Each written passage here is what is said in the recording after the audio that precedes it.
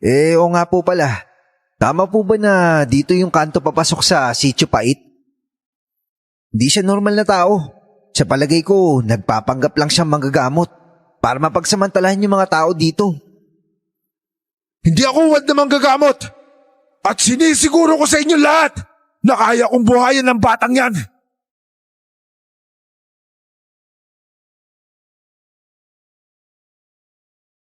Kapag ba narinig mo ang salitang probinsya, ano ang unang pumapasok sa isip ninyo? Siguro gaya ko din kayo na kung hindi gustong magpahinga sa ingay ng syudad, magtatago naman sa kung anong dahilan. Nang matuklasan ko ang channel ninyo taong 2023, isinulat ko na agad ang karanasan kong ito.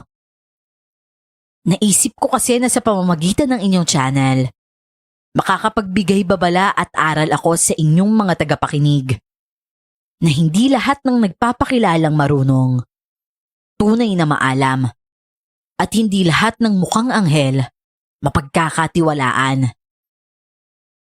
Lagi sana nating tatandaan na maging ang demonyo ay dating alagad ng Diyos at isang anghel. Itago niyo na lang po ako sa alias na Nicolas. At ito ang aking kwento. Bago ko po simulan ng istorya, huwag kalimutang mag-subscribe bilang suporta sa ating channel.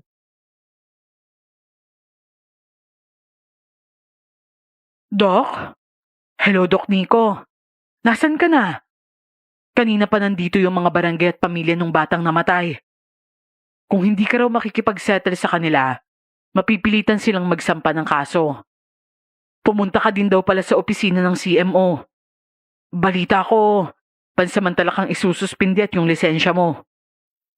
Sige lang LV, handa na ako. May masasama pa bang balita dyan? Sabihin mo na ngayon para isahan na lang. Doc Nico, I'm sorry pero hindi ako harap sa biktima.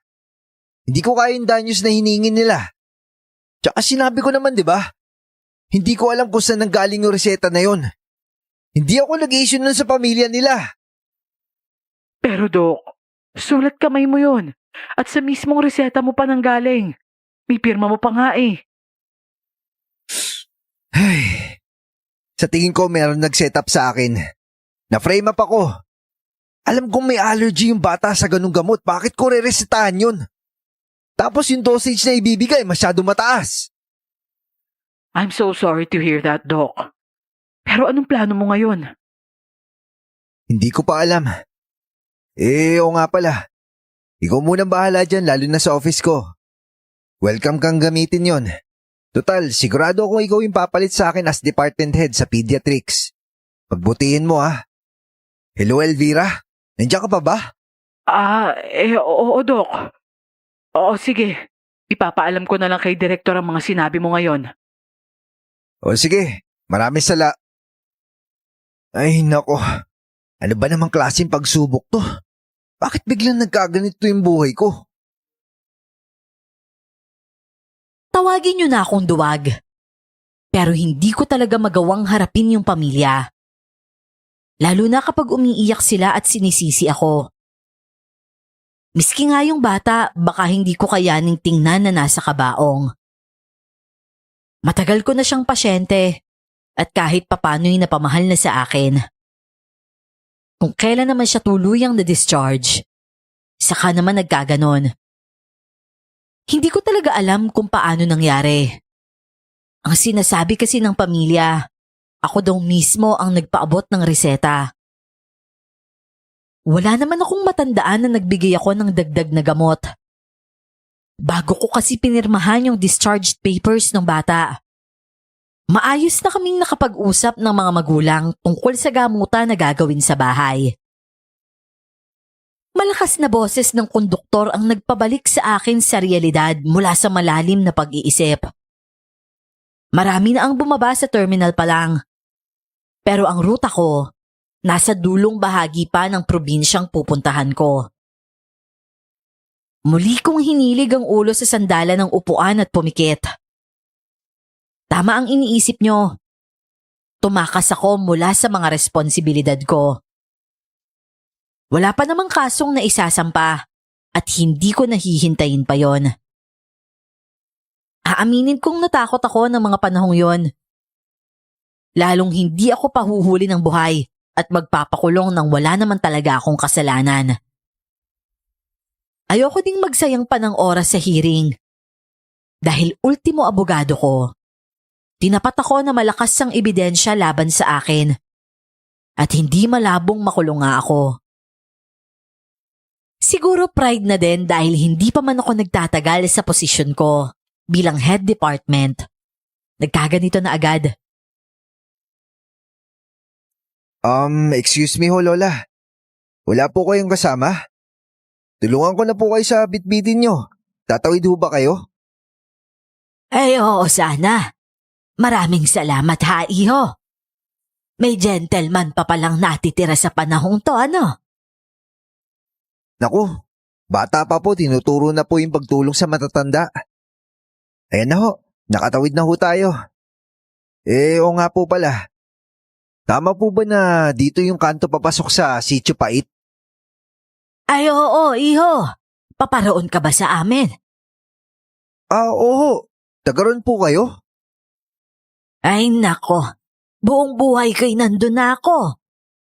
May kamag-anakan ka ba doon? Kilala ko kasi halos lahat ng naninirahan sa sitio. Kanino nga po o anak ka ba? Wala po eh. Maniniraan lang po sana ako doon pansamantala, Lola. May pinapaupahan po bang bahay doon? Abay tamang-tama ang napagtanungan mo. May kubo akong bakante malapit sa bahay namin. Pwede ka doon pansamantala. Dating tinirahan yun ng apo ko, kasama ang nobya niya. Kaya lang ng babae naman ang hinayupak at iniwan ang apo ko na nagdadalang tao na pala. Naku, maraming salamat ho ah. Magbabayad na lang po ako buwan-buwan. Paano ba pupunta doon? Maglalakad lang po ba tayo o maghihintay tayo ng sasakyan? O teka, nandyan na pala siya. Mabuti naman at dumating ka na. Ang sabi ko bago mag-alas 10 dapat narito ka na. Ano't nahuli ka ng halos 20 minutos? Pasensya ka na. Paalis na sana ako nung dumating yung buwisit na nobyo ng apo mo. Ayun na tinabol ko nga ng taga Abay halos mamuti yung talampakan sa bilis ng takbo. Tsaka sino naman tong gwapong binata na kasama mo? Ay nako. Siya, ano nang ang pangalan mo, iho? Nick na lang ho, Lola. Nick baka mo. Naghahanap kasi siya ng matutuloyan, Manuel. Papunta siya sa sitio natin. Kaya sabi ko doon na lang muna siya tumuloy sa kubo ni Noemi dati. Ganun ba? Taga Maynila ka ba, iyo? Nakakasakal na ba sa syudad kaya ka na pa rito? O dahil baka may tinataguan ka? Ano ka ba namang matanda ka? Ano namang klaseng tanong yan?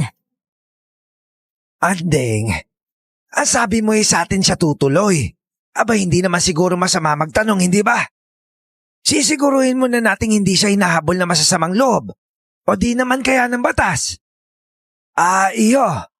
Hindi mo naman mamasamain ano? Hihingi sana ako ng ID mo bago kita tanggapin sa bahay namin. Naku, wala pong problema sa akin yan, Lolo. Naintindihan ko po kayo. Ito po yung driver's license ko. Dala ko din yung mga papeles ko. May NBI na po doon tsaka police clearance. Patingin nga ako. Manuel naman, pakakalkalin mo pa siya dito. Wala akong problema yon, Lola. Nasa ibabaw lang naman yung mga gamit ko Teka ho. Pasensya ka na, iyo Minsan na kasi kaming may pinatuloy at kinupkop. Abay tinarantado lang kamo kami kalaunan. Nag-iingat lang ako. Naintindihan ko ho. Ito po, yan po yung gamit ko. Ano yung mga dala mong gamit? Di ba gamit ng doktor yan? Oo, stethoscope po, pang-monitor po ng BP. Naisip ko kasi na malayo yung health center dito Doktor ka ba, iho? Hindi ho. May alam lang po ako kung paano gumamit ng mga yan. Madali lang naman po ito matutunan. Kung hindi nyo lang ho na itatanong, mataas po talaga yung dugo ko. Yun naman pala pansariling gamit. O ano naman, Well, okay na ba yan? O siya, sige. Dito ka na lang sa kulong-kulong ko sumakay na makatipid ka naman sa pamasahe. Bihira lang kasi sasakyan na umaabot dito sa sitio namin. Masyadong malayo to eh. Sige ho. Maraming salamat ho, Lolo Manuel. Wala akong choice noon kundi mag-imbento ng white lies. Kailangan ko ng lugar kung saan wala masyadong nakakakilala sa akin. Kailangan kong huminga pansamantala. Inurasan ko ang pagbaybay namin papasok. Inabot din yon ng halos 1 oras. Napakalayo nga talaga. Hindi pa purong sementado ang daan. Yung kalahati yata na nasa bandang dulo. Rough road na. May parte ding maraming uka ang daan. Sigurado akong kapag tag-ulan, maputik doon. Bukod sa rough road at butas-butas na daan, may tinawid pa kaming mabato at matubig. Halo ang emosyon ko habang nagbabaybay kami. Masaya dahil tama ang desisyon kong doon manirahan muna. Malayo, liblib, at hindi madaling mapuntahan. Pero may takot din at pangamba dahil sa parehong dahilan. Kung magka-emergency kasi, hindi talaga basta-basta makakahingi ng tulong. Noemi, pakisamahan mo nga tong sinik sa kabilang kubo. Pauupahan daw yun ng inang mo sa kanya pansamantala. Magsisibak lang ako ng kahoy na panluto. O sige po, Tatang. Kaya lang, may mga gamit pa kasi dun si Elias eh. Aalisin ko muna at lilinisin lalo na yung papag. Baka puno na ng bukbok eh. Okay lang ba? Dito ka muna, Nick? Oo, okay lang ako dito. Kung gusto mo, tulungan na nga kita maglinis eh. Medyo malaki na kasi yung tiyan mo. Baka mapagod ka ng husto. Siguro yung sako na lang na may mga damit ang ihihingi ko ng tulong. Medyo mabigat kasi yun eh. Mga gamit ka mo yun ni Elias. Ay, diretso yan dito sa basurahan, tapos sisigaan ko na yan. Tang, wag naman ho. May mga gamit pa siya doon na mahalaga eh. Kanina kasing bumalik, dapat ipapadala ko na yan. Hinabol mo naman ng itak. Hindi mo naman sinabi kaagad na meron pa palang gamit yung palko na yon. Mas masaya sana siyang panoorin tumakbo habang bitbit yung mabigat na sako. Ay nako Manuel, magsiba ka na nga lang. Puro kakalokohan. Ikaw naman iho, gusto mo bang ipagtimpla kita ng kape? Kaping bigas nga lang ito. Umiinom ka ba nun? Maraming salamat po, Lola Andeng. Oo, umiinom po ako nun. Ako, Andeng, umiinom din naman ako nun. Baka gusto mo ako alokin. Ay oo na, ikaw pa bang magpapahuli? Baka lang kasi nakakalimutan mo may asawa ka dito. Sus, na matandang to. Mangilabot ka nga sa iniisip mo. Napakadumi talaga niyang utak mo. Lolo talaga oh. Inatake na naman ang pagiging seloso. Halika na nga, Nick. Ihahatid na lang ni Lola yung kape mo. Ayun lang naman yung bahay eh. Hapon na kasi, baka pagdilim, mahirapan na akong maglinis doon. Wala ba kayong kuryente dito, Noemi? Tama ba ako? Noemi yung pangalan mo? Oo. Tsaka wala eh. Sobrang layo kasi nito sa main road. Napakahabang wire ang kakailanganin kung sakali. Buti sana kung may mga kabahayan sa bandang unahan. Kaso wala din. Tsaka sanay naman na kami. Tapos hindi pa magastos. Bakit? Hindi ka ba sanay na walang kuryente? Naku, wala sa akin yun, no? Hindi naman ako maselan. Tsaka bago ako pumunta dito, ina-expect ko na yun. Mabuti naman kung ganon. Hindi ka mahihirapang mag-adjust. Maliit na babae lang si Noemi. Kung hindi ako nagkakamali, Siguro'y nasa 4'11 or 5 flat lang ang height niya. Pero kahit ganon, hindi maitatangging maganda siya. Tipikal na probinsyana dahil sa morena niyang balat. Maamo ang mukha at hindi madamot sa ngiti. Mukha din siyang mahinhin at masunurin kahit palakwento. Malumanay kasi siyang magsalita. Hindi mo rin mapaghahalataan na may problemang dinadala. Dahil maaliwalas ang mukha niya. Kahit mailabas ko na yung sinasabi niyang mga sako, tinulungan ko pa din siya sa paglilinis ng mga alikabok at sapot ng mga gagamba. Maayos naman ang bahay. Kahit maliit ay mukha namang matibay. Kung tutuusin, swerte na ako doon. Si tatay ang mag-isang bumuo nito nung nalaman niyang makikisama na ako kay Elias. Ayaw kasi nila ako ang makikisama sa pamilya ni Elias eh. Ang gusto nila, makilala muna yon bago ako payagang sumama ng tuluyan sa kanya. Mabuti na lang talaga nakinig ako sa kanila. Yung Elias pala, taga saan siya? Doon sa susunod na bayan pagtapos nitong sa amin. Oo nga pala. Bakit dito mo napiling manirahan, Nick? Ang totoo nga niyan. Naglista lang talaga ako ng mga random province tapos nag-mini-mini-mino mo lang ako. Tapos nung may napili na akong probinsya, saka ako naman na hinanap yung lugar na mukhang tahimik. Kagaya nitong baryo nyo. Talaga? Mukha ka kasing mayaman at may pinag-aralan eh. Sana makayanan mo ang buhay dito sa amin. Ayan, malinis na. Maiwan na muna kita ha. Tutulong naman ako kay mamang sa pag-aasikaso ng hapunan namin. Teka muna sandali. Kunin mo na din yung bayad ko sa upa para sa 1 buwan. Makadagdag man lang sa panggastos nyo. 2,000? Ang laki naman nito. Hindi naman kalakihan tong bahay na uupahan mo eh. Baka nga 500 lang to. Maganda't matibay naman tong bahay eh. May sariling kusina. May extra panlamesa at upuan.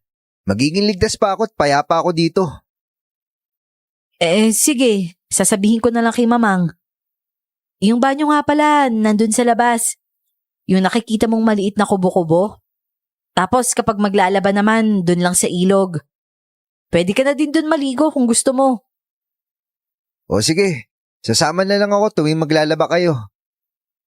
Okay, sige. Maiwan na kita dyan ha. Mula doon ay nakita kong inabot ni Noemi kay Lola Andeng yung pera. Nasa labas din kasi ito at kumukuha ng kahoy na sinisibak ni Lolo Manuel. Nakita ko ding nagulat siya. Maya-maya pa nga papunta na siya sa kubo ko. Marahas na lang akong napabugan ng hangin dahil mukhang ibabalik pa yata ang perang binayad ko. Itong ibinayad mo. Hanggang 4 na buwan na. Tatagal ka ba ng ganun dito, iho? 500 lang po yung kubo nyo, Lola. Aba, oo. Bakit? Ayaw mo ba? Hindi naman ho sa ganon. O sige ho, kung hanggang 4 na buwan po yan. Tatagal naman po siguro ako ng ganon. Siya, sige. Magluluto na ako ng bulanglang. Kumakain ka ba nun? Sumabay ka na lang sa amin mamayang hapunan. Bulang lang ho? Ano hong luto yan, Lola? Ginataang gulay. Pinakbet na may gata. Tapos may kapartner na pinritong tinapa. Aba, mukhang mapaparami yata yung kain ko mamaya ah. Siya, sige. Magpahinga ka na muna. Mamaya bago magdilim kakain na tayo. Bago magdilim? 4:30 pa lang ah. 5 kaya sila kumakain? Ba't ang aga naman? Pansamantala ay nalimutan ko ang problema. Napagod din kasi ako sa biyahe. Nang pumikit ako ay mabilis akong nakaidlip. Hindi ko na malayan ang oras nun. Naalimpungatan lang ako dahil naiihi na ako. Nagising akong may nakatabi ng kumot sa katawan ko. May kulambo din na nakapalibot sa akin. Wala sa sarili naman akong napangiti. Madilim na ang paligid at tahimik. At paglabas ko sa kwarto, nakita ko ang nag-iisang gasera. Nasa ibabaw yon ng lamesa kung saan may tila nakatakip din na kung ano. Paglapit ko doon, nakita kong pagkain pala yon. Nasa iisang plato ang kanin, gulay at 2 pirasong tinapa. Agad naman ako malamang sikmura ko. May tubig na din kasi doon at kutsara. Hinanda na at ang gagawin ko na lang ay kakain. Kasalukuyan akong nakapamintana at naninigarilyo. Nang may makita akong bulto na parang lumilibot sa bahay ni na Lola Andeng. Para yung malaking aso. Dahil doon ay dali-dali kong kinuha ang flashlight sa kwarto.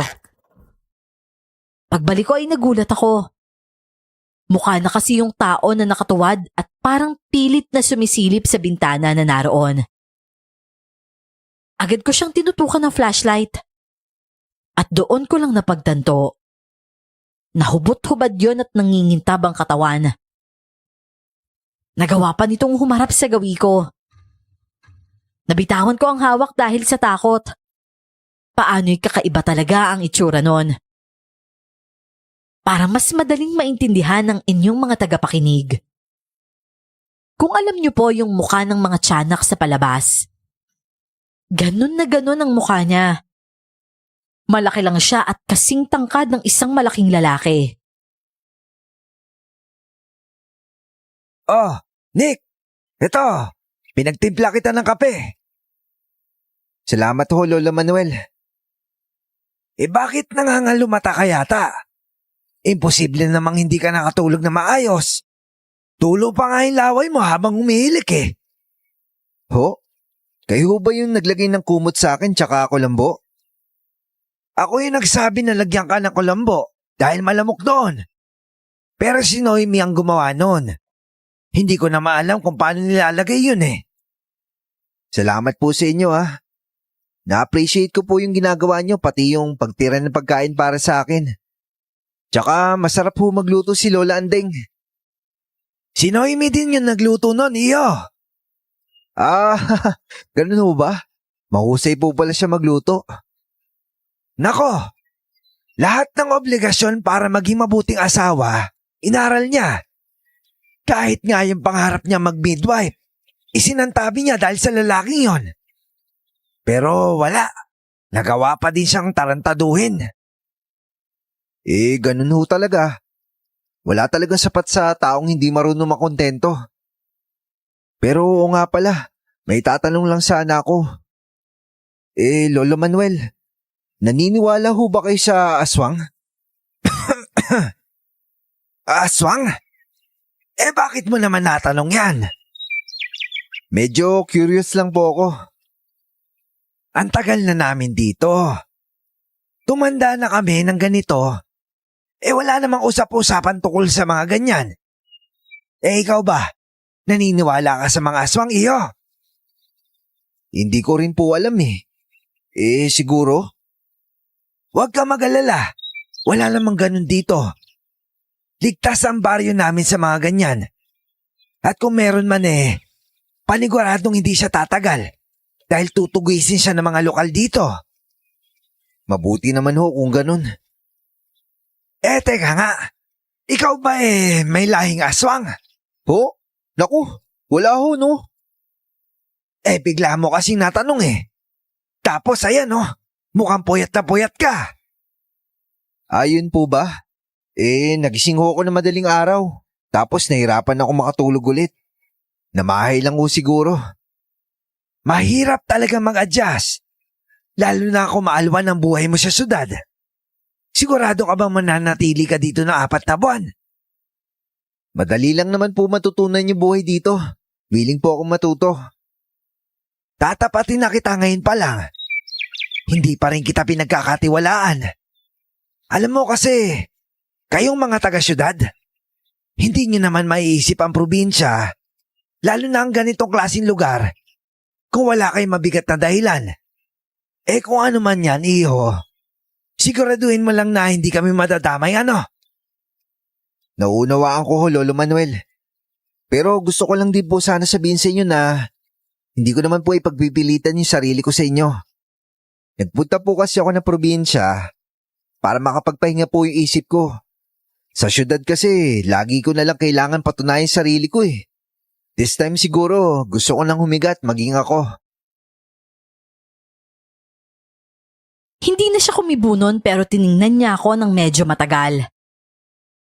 Hindi ko alam kung ano yung nasa mga mata niya. Kung amusement ba yon o sadyang nabastusan siya sa sinabi ko. Yun naman kasi ang totoo. Matagal na panahon akong nabuhay at majority ng oras ko ay piniplease ko palagi ang ibang tao. Pagkatapos, may tatarantado pa pala sa akin. Nakakapagod din pala ang ganong cycle ng buhay. Tanghali nang makita kong lumabas ng bahay nila si Noemi. Kakatapos ko lang maglinis noon sa palibot ng inuupahan ko. Kaya medyo pawis din ako. Napansin ko namang mukhang kakagising niya lang din noon. Nang makita niya ako, agad siyang kumaway at ngumiti. Ewan ko ba, pero nakakahawa ang abot mata niyang ngiti. At maya-maya pa, parang may kinausap siya sa loob ng bahay nila. Pagkatapos ay muling bumaling sa akin at tinawag ako. Mukhang nadamuhan mo na yung palibot ng bahay ah. Ang linis na oh. Ah, oo. Bala ko kasi matuto magtanim ng mga halamang gamot dito. Wow, bago yun ah. Matutuwa si tatang niyan. Nga pala, sumabay ka na daw sa tanghalian namin ah. Nako, hindi ba sumusobra na ako niyan? Binigyan niyo na nga ako ng hapunan eh. Tapos almusal. Ngayon naman tanghalian. Masanay ka na, ganyan talaga si Mamang. Wala naman sa amin yun eh. Salamat ah. Oo nga pala. Kagigising mo lang? Oo eh. Hindi kasi agad ako nakatulog kagabi.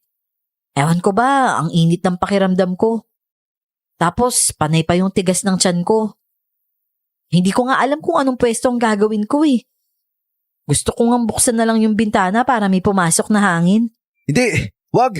Wag na wag niyong bubuksan yung bintana niyo. Aha? Bakit naman hindi? Safe naman dito sa amin. May problema ba, Nick? Basta wag. Nagpa-check up ka na ba sa health center? Baka kasi napaano na pala si baby kaya panay ang tigas niyan. Hindi matatagtag lang kasi ako sa biyahe. Baka lalong kung mapano tong bata sa tiyan ko kapag nagkataon. Alam mo naman yung daan palabas at pabalik dito, di ba? Tapos pagdating sa kanto, medyo malayo pa yung barangay. Bukod dun, mainit pa.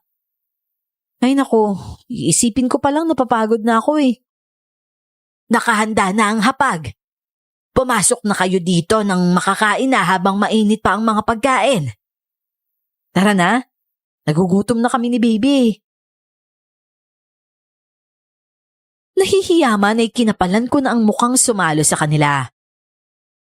Doon ay mas naramdaman kong hindi ako nag-iisa. Napatunayan ko rin na maasikaso at maalaga ang maglola. Kitang-kita ko kasi sa kinang ng mga mata ni Lolo Manuel habang inaasikaso siya ni Lola Andeng at Noemi. Bilang lalaki, sa unang pagkakataon ay nakaramdam ako ng inggit.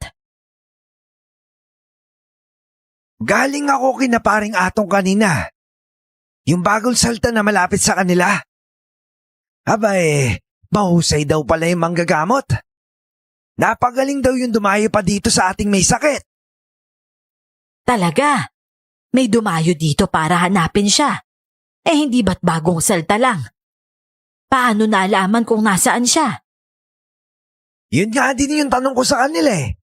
Ang sabi naman yung kaibigan pala nung may sakit, dating kliyente nung Lawin kaya nabisuhan ko sa siya lilipat. Aba maigi naman pala at may napadpad na albularyo dito sa atin ano? Kahit papano'y may malalapitan ng mga tao. Go, Andeng!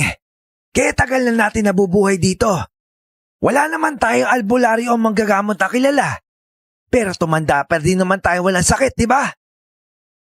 Ano bang sinasabi mong walang sakit? Eto nga't parehas ng nananakit ang mga tuhod at kasukasuan natin. Okay lang yan. Natural lang yan dahil may edad na tayo. Ang importante nadadaan pa rin yan sa hilot at romansa. Ay nako, Diyos ko po. Umandar na naman yung pagkamanyak mo. Pagpasensyahan na ninyo ano? Siguro'y nabulag na itong matandang ito at hindi napansing may iba kaming kasama dito. Sus!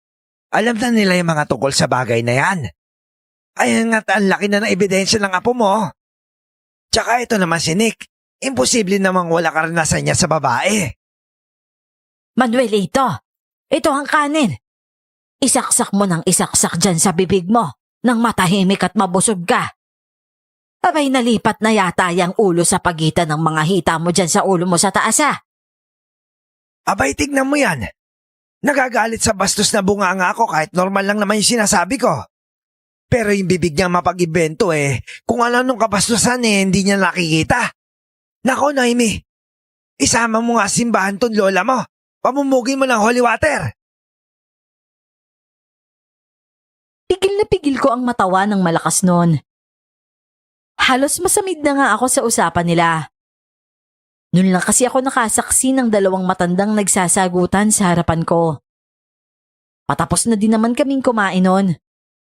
At nang tingnan ko si Noemi, naiiling na lang siya na natatawa din. Hindi ko tuloy alam kung mamamangha ba ako o ano. Mukhang seryoso kasi silang nag-aaway. Pumagitna na lang si Noemi kaya natapos din. Bukod sa tiyan, nabusog din ang tenga ko at masaya pati puso ko. Nakakagaan naman kasi ng pakiramdam ang katatapos lang na eksena sa loob ng bahay nila Noemi. Pero sa kabila ng mga kaganapan doon, hindi pa rin nawala sa isip ko yung balita tungkol sa albularyo. Wala pa man ay nagdududa na ako. Medyo nasaktan din ako sa parte na kahit ako ang rehistradong doktor, hindi ako makatulong sa kanila dahil sa isyu ko. Natatakot naman akong ipaalam ang kakayahan ko dahil ayoko munang maungkat ang unang dahilan kung bakit ako napadpa doon. Seryoso ka? Gusto mong makita yung albularyo? Bakit? May dinaramdam ka ba? Oo, masakit yung likod ko. Para may tumutusok-tusok. Tumatagos pa nga hanggang sa dibdib ko Naku, baka kung ano na yan. Dapat siguro magpatingin ka nga kay Lawin. Gusto mo samahan kita? Ayos lang ba sa'yo? Oo naman. Teka, magpapaalam muna ako kina lolo't lola. O ano, tara na? Hindi ka ba magpapalit muna? Ha? Bakit? May problema ba sa suot ko? Wala naman. Kung nasa bahay ka, ayos lang yung bestida. Pero... Okay. Gets ko na. Magsusot na lang ako ng pajama sa ilalim. Okay na ba yon? Okay, sige. Oo, sige. Diyan ka lang sandali Hintayin mo ako. Lagpas tuhod naman yung suot niyang bestida. Yun nga lang, hindi talaga ako komportable na isama siya na nakasuot lang ng ganon. May pagkakataon kasi na humahangin at doon nahahantad ang makinis niyang mga binti. At paglabas niya ulit, tuluyan na akong napangiti. Naka-jacket na kasi siya at pajama. Halos balot na balot naman ang buong katawan. Sigurado ka bang yan yung susuot mo? Tanghaling tapat Ang gulo mo Pero okay na yan. Tara na. Nagpatiuna na siya sa paglalakad. Sa suot niyang yon, hindi mahahalatang buntis siya dahil makapal at malaki yung jacket. Isinuot niya pa yung hoodie nun at panay ang post sa daan na akala mo ay isang gangster. Doon ko napagtanto, nagkamali ako ng husga sa kanya. Hindi siya mahinhin kumilos. Ang totoo, maliksi siya. Kumbaga sa bata, matatawag mong bibo. Oh, kayong bagong dating, mauna na kayo. Nararamdaman kong may mabigat kayong dinadala. Ano may paglilingkod ko sa inyo? Nako, hindi po ako. Ito pong kasama ko, may isasangguni sana. Ganun ba? Walang problema yon. Pero sasabihin ko na din sa inyo na hindi normal yung kalagayan na dinadala mo. Ha? Teka, ano pong sinasabi nyo? Paano mo nalaman? Noemi, halika muna dito. Kailangan ko mahawakan ng tiyan mo para maramdaman ko siya. Halika! Teka lang. Pasensya ka na ha. Pero kabilin-bili na kasi ng lolo't lola namin na hindi pwedeng mahawakan na kahit sino yung tiyan niya. Sana maintindihan mo ha. Saka kung pwede, ako na lang yung bigyan mo ng gamot. Yung gamot sana para sa kirot. May parang tumutusok-tusok kasi sa likod ko eh. Tumatagos yung sakit hanggang dibdib ko. Ay, kinukulam ka dahil sa pagiging pakilimero at bida-bida mo. Kung hindi ka matututo, baka ikamatay mo pa yan. Naku, totoo ba yan? Nakakatakot naman pala. Ano ba dapat kong gawin? Alam mo kasi, hindi ko alam kung matutulungan kita. Mga natural lang nakaramdaman kasi yung kaya kong gamutin at hindi yung sinasadyang ilagay sa katawan ng tao. Kahit sana ano, huwag kang mag-alala. Magbabayad naman ako eh. O siya, sige. Susubukan ko yung magagawa ko mamaya.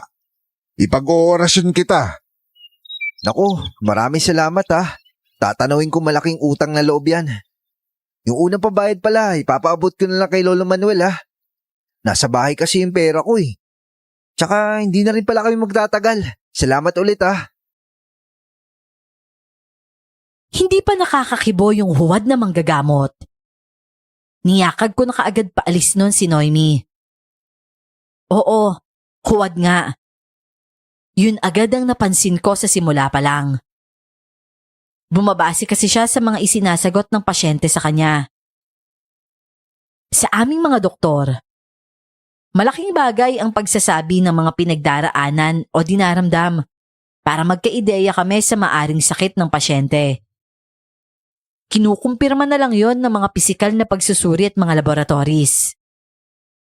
Parang ganun lang din ang nagpapakilalang manggagamot na yon. Nang huhula siya ng karamdaman, sa kanya kukumbensihing mapapagaling niya ang mga ito. Paano mo ipapaliwanag yung napagaling niyang dumayo pa dito? Kung huwad siya o nagpapanggap lang, saan na hindi gumaling yung tao? Bulag daw, di ba? Hindi kita ba inipilit maniwala sa akin, Noemi? Gusto lang kitang balaan dahil sa syudad, nagkalat yung mga tulad ni Lawin. Lalo na sa simbahan ng Quiapo. Sobrang dami nila dun. Karamihan pa nga para patunayan na kunwari may kakayanan sila manggamot. Kumukuha sila ng mga makakasabwat. Magpapanggap na may sakit tapos wala naman talaga. O sige, sabihin na nating totoo na huwad nga siya. Paano yung mga gumaling na taga rito sa amin?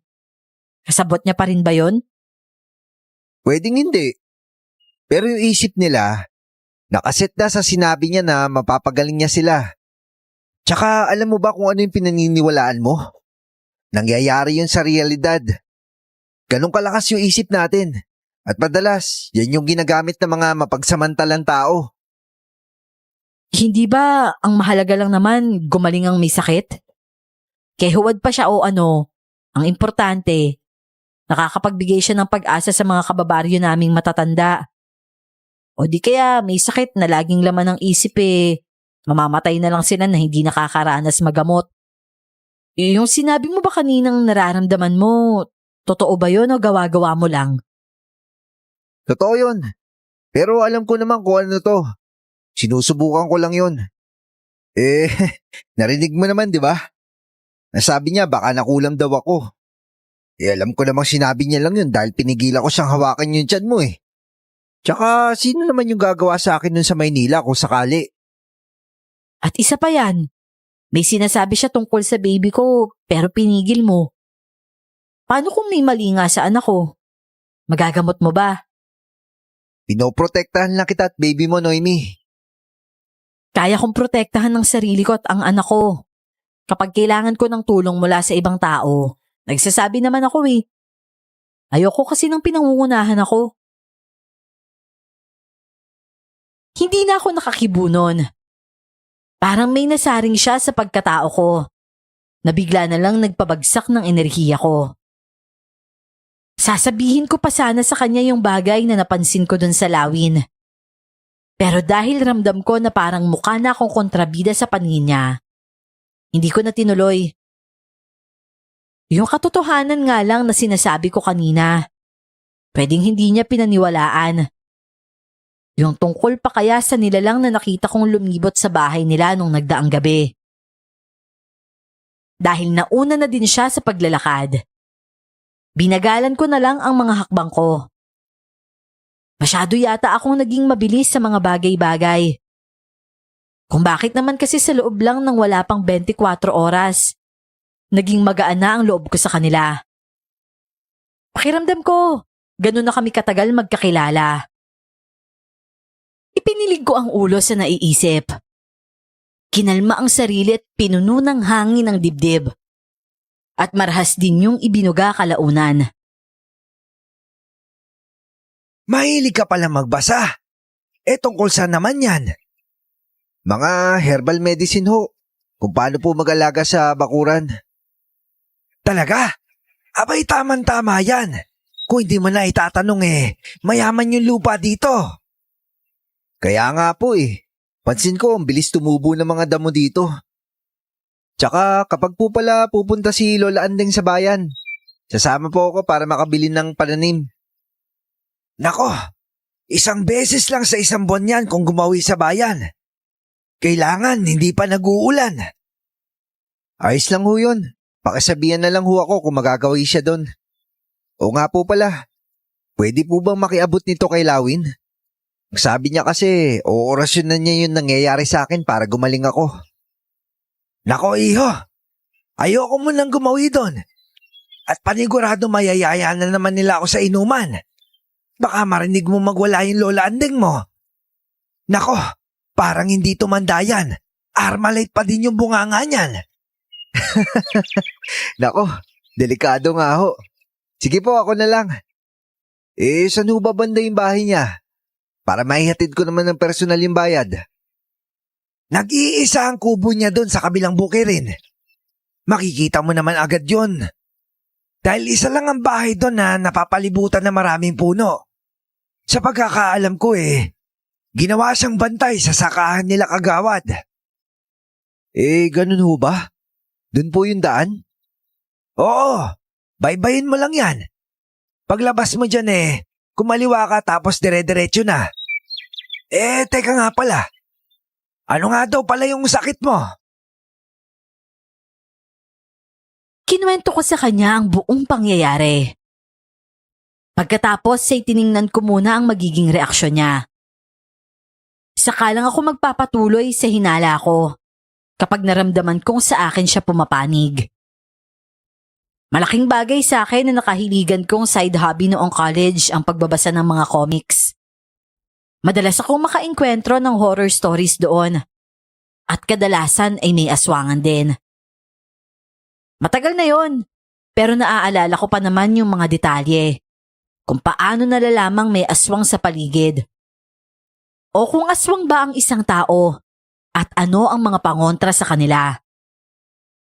Hindi ko naman inakalang totoo pala ang mga yon at magagamit ko ang mga nabasa ko sa lugar na yon.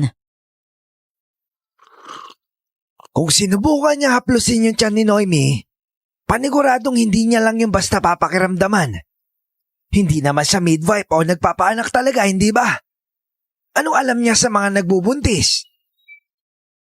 Yun na nga rin ho yung iniisip ko, Lolo Manuel. Huwag ho kayo mag-alala. Hindi niya naman po nagawang hawakan si Noemi. Napigilan ko po kagad. Mabuti naman kung ganon. Maraming salamat sa pagprotekta sa apo ko Wala ho yun. Basta pag-ingatin niyo lang po palagi si Noemi. Tsaka hanggat maaari, huwag din bubuksan yung bintana sa kwarto niya. Salamat sa pag-alala. Ako nang bahala sa kanya. Alam mo, iba din talaga yung pakaramdam ko sa lawin na yun eh. Lagi ba naman nakashade na itim? Ano ba yon? Bulag ba yon? Ang hirap makipag-usap sa taong hindi mo nakikita yung mata. Ayaw magpakilala. Sigurado ako na may nililihim yung isang yon. Isa sa ikinamangha ko kay Lolo Manuel. Kahit madalas ay binabara niya ako, yun ay hindi siya tulad ng ibang lokal na mabilis mong mapapaniwala. Kahit yata magpunta siya sa Maynila, hindi siya basta-basta mabubudol doon. Kinabukasan, lihim akong nagmasid sa panggagamot ni Lawin. Isang malawak na bakuran ng lokal doon ang pwesto kung saan siya nanggagamot. Mas malapit kasi yon sa mga kabahayan. Doon pa lang, marami na akong napansing kakaiba sa kilos niya. At kinagabihan nga nun, nagpa siya akong personal na puntahan yung bahay ni Lawin. Ang totoo, dahilan na lang na magbibigay ako ng bayad sa panggagamot niya kuno sa kulam ko. Malakas kasi ang kutob ko na may malalaman pa ako pag pumunta ako sa bahay niya. Ang bango talaga lalo na't galing sa dalaga. Di na ako makapaghintay na makakatikim ako ng puro at sariwa. Di bale, konting araw na lang at matitikman ko na din siya. Anong ginagawa niya? Teka, tama ba yung nakikita ko? Telang may bahid ng dugo? Yun yung dinidilaan niya? Hindi kaya napkin yun na babae? Walang niya, nababaliw na siya. Pero bakit gano'ng kahaba yung dila niya? Naku, hindi kaya siya yung nilalang na nakita ko nung nagdaang gabi? Sino nandyan? Naamoy kita ha? Naririnig ko yung malakas na kalabog ng puso mo. Sigurado ako natatakot ka na't kinakabahan. Lumabas ka dyan! Magpakita ka sa akin! Pag-uusapan natin to! Bago niya ako tuluyang makita, nakaakyat na ako ng tuluyan sa itaas ng puno malapit sa bahay niya. Halos hindi na ako humihinga nun. Mabuti na lang at madilim ang langit. Wala ding buwan kaya nagawa akong ikubli ng makakapal na dahon. Nang tumingala siya at tumitig sa gawing kinaroroonan ko, nakita ko pang umilaw ng kulay pula ang mga mata niya. Kasunod nun ay ngumisi siya. Lumitaw ang matatalas niyang ngipin at parang nakikita niya ako. Lawin? Lawin, nandiyan ka ba? Mang Manuel? Kayo ho pala. Anong atin? At napadpad pa kayo dito ng gabing-gabi? Nako, pasensya ka na ha. Naabala ba kita? Medyo. May naligaw po kasi yatang pusa dito sa bakuran ko. Alam niyo namang ayoko ng pusa eh.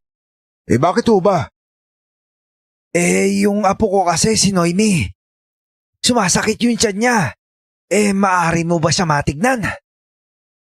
Yung apo niyo humbuntis? Abay oo naman ho. Nasaan po ba siya? Nasa bahay kasama ng asawa ko. Tara na, baka mapaano pa yon. Oo, sige ho. Nakita ko pang palihim akong sinulyapan ni Lolo Manuel saka siya sumenyas na bumaba na ako at umuwi. Nakaramdam ako ng guilt. Ginamit niya pa yata si Noemi para lang mailigtas ako. Nang masigurong wala na sila, bumaba na din ako. Sa likod ng bahay ako tuluyang bumagsak dahil nagpadulas na lang ako noon mula sa bubungan ng bahay ni Lawin. Pagtayo ko, sinalubong naman ako ng mahihina pero galit na angil ng kung anong nilalang. Mula sa tila maliit na kulungan, ilang pares ng mapupulang mata ang nasilayan ko. Parang mga kuneho yon, pero umaangil at nanlilisik ang mga mata. Dumiretso ko sa bahay nang hindi gumagawa ng ingay.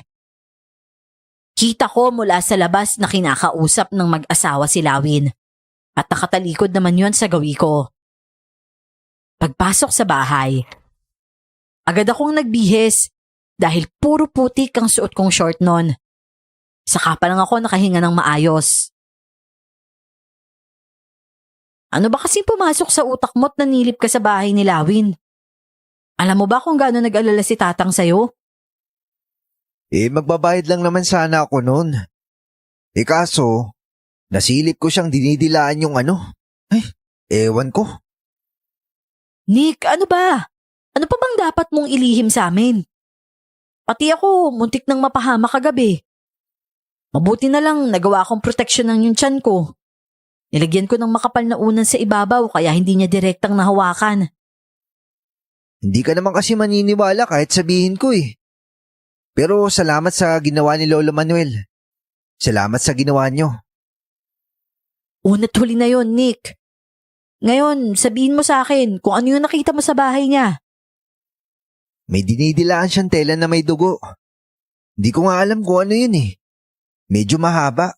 Basta, hindi siya normal na tao.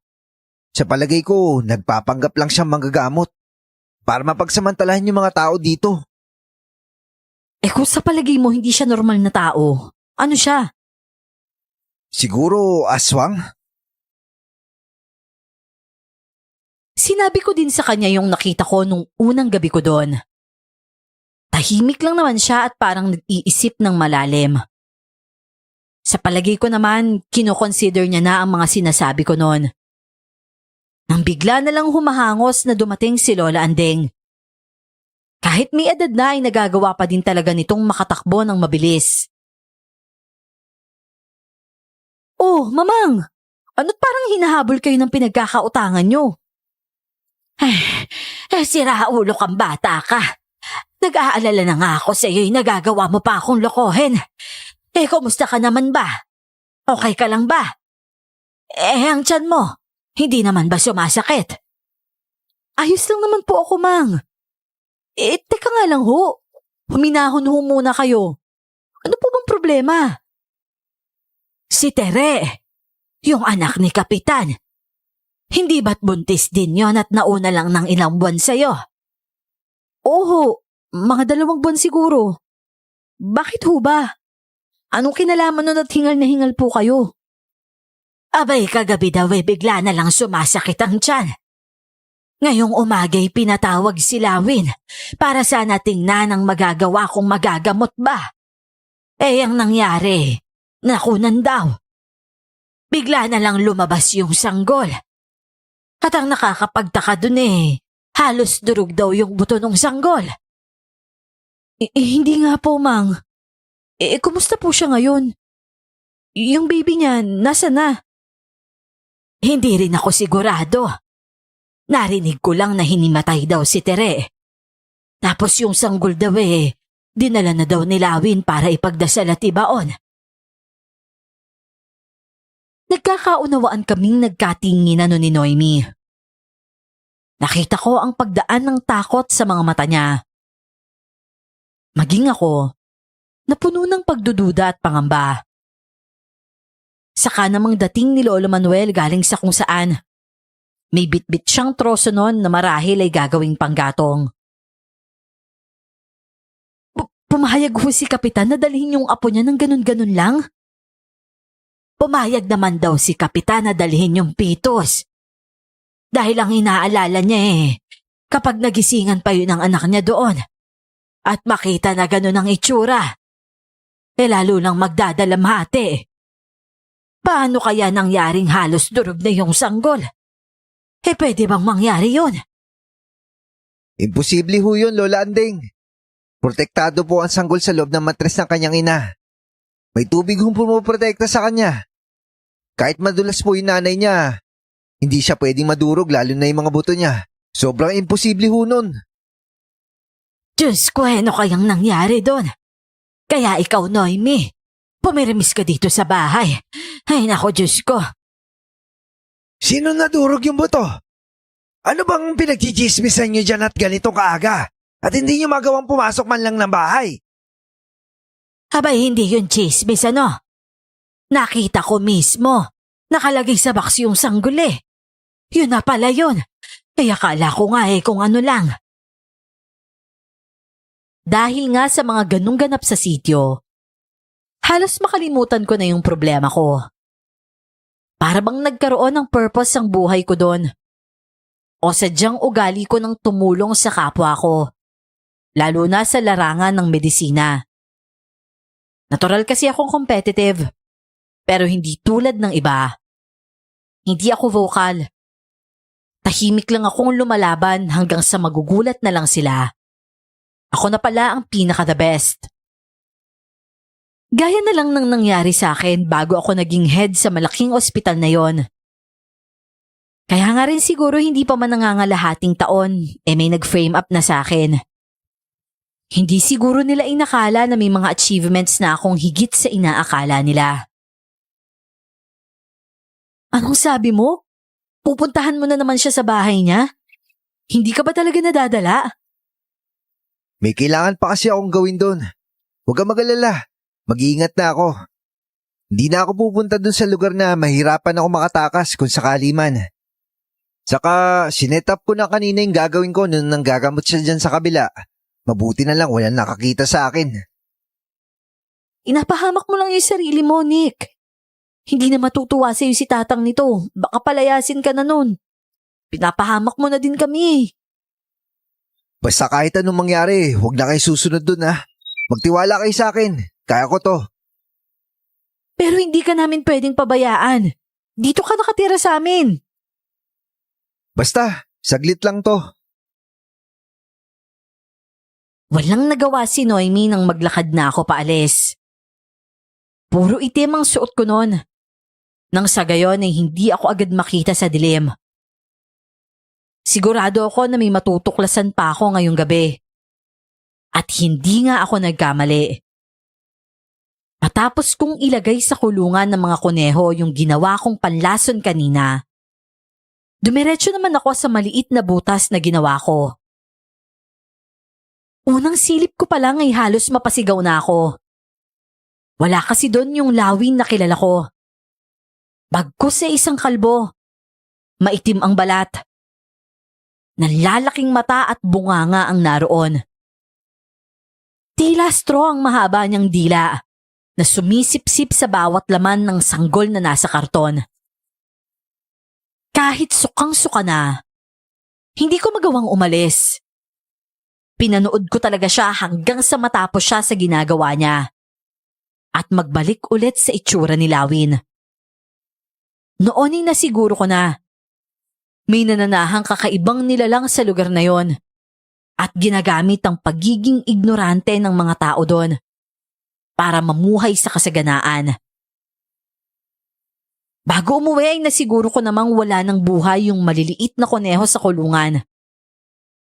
Sa tapang ba naman ng lason na nilagay ko doon, hindi talaga sila mabubuhay.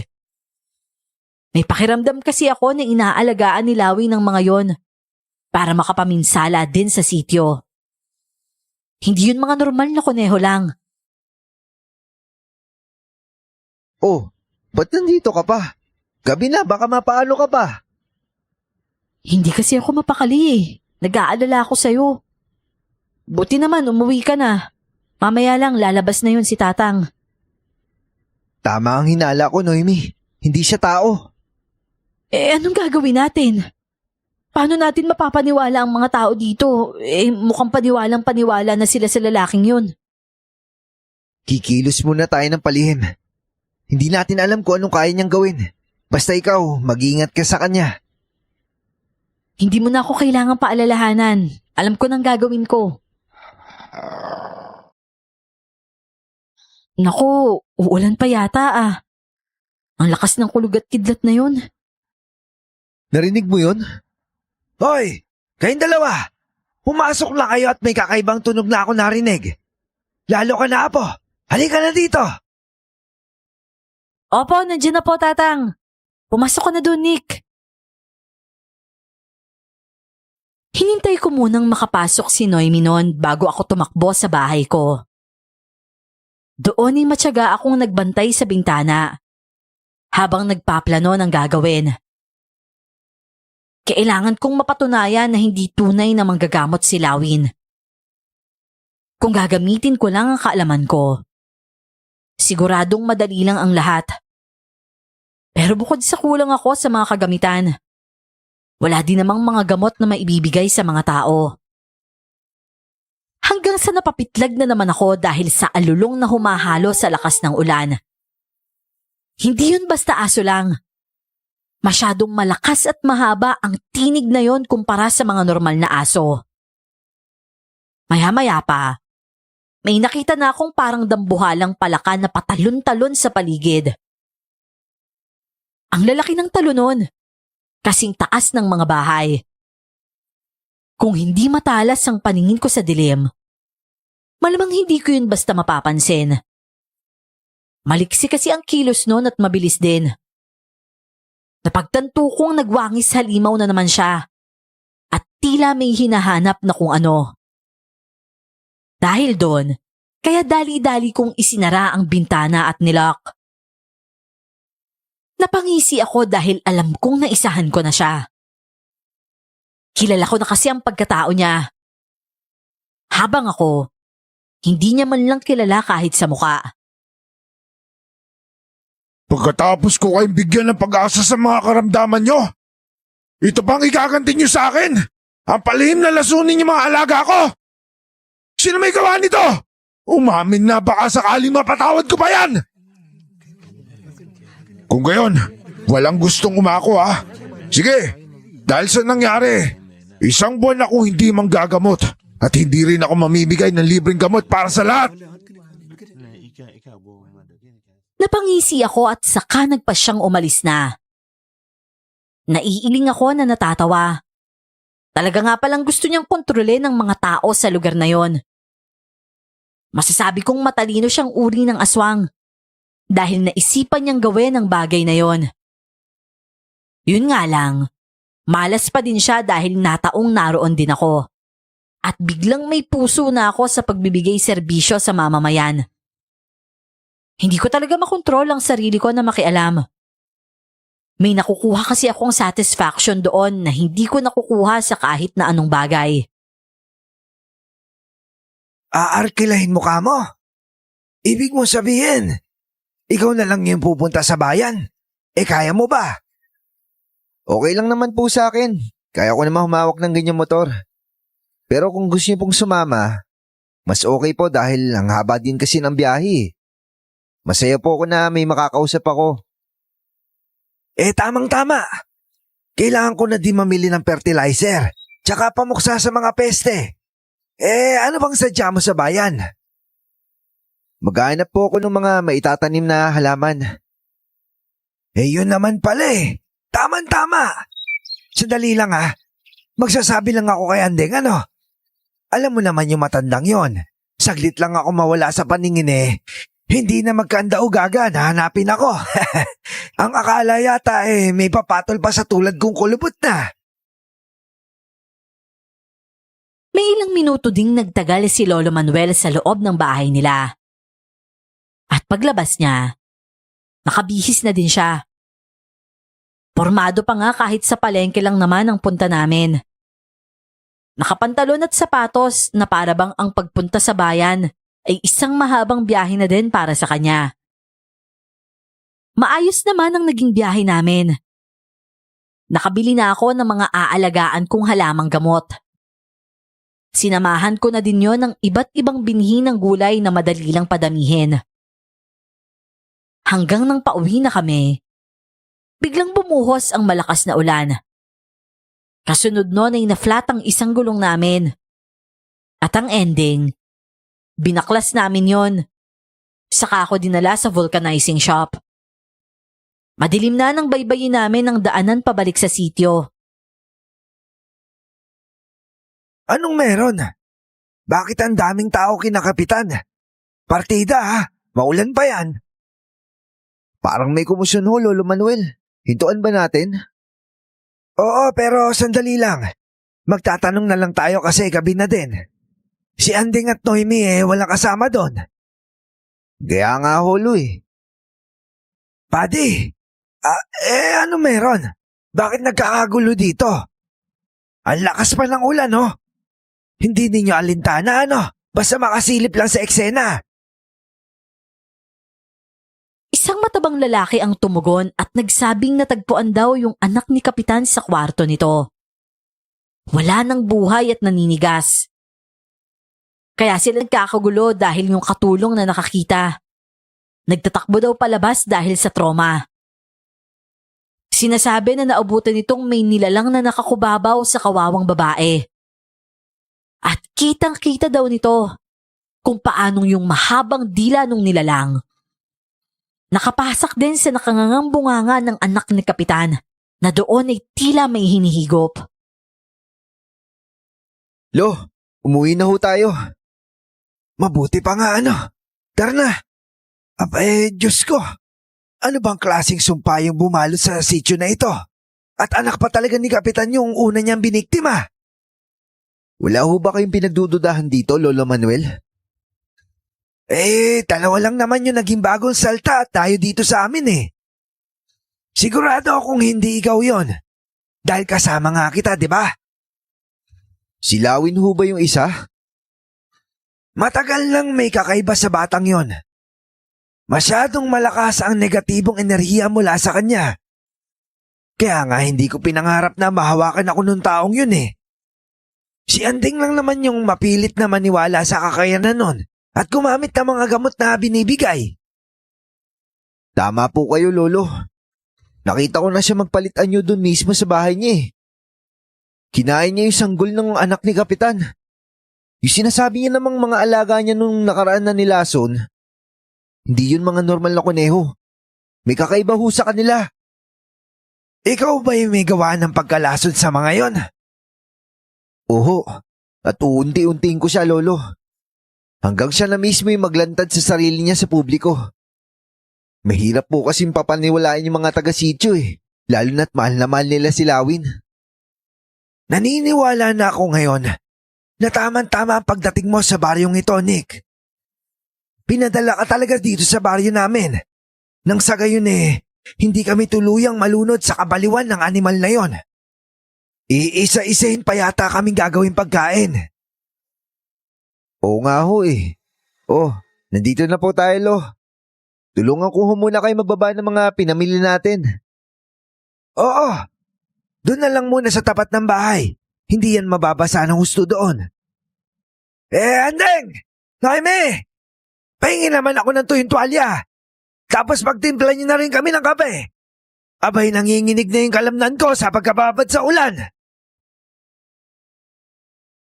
Maging ako man ay nanginginig na sa lamig nun.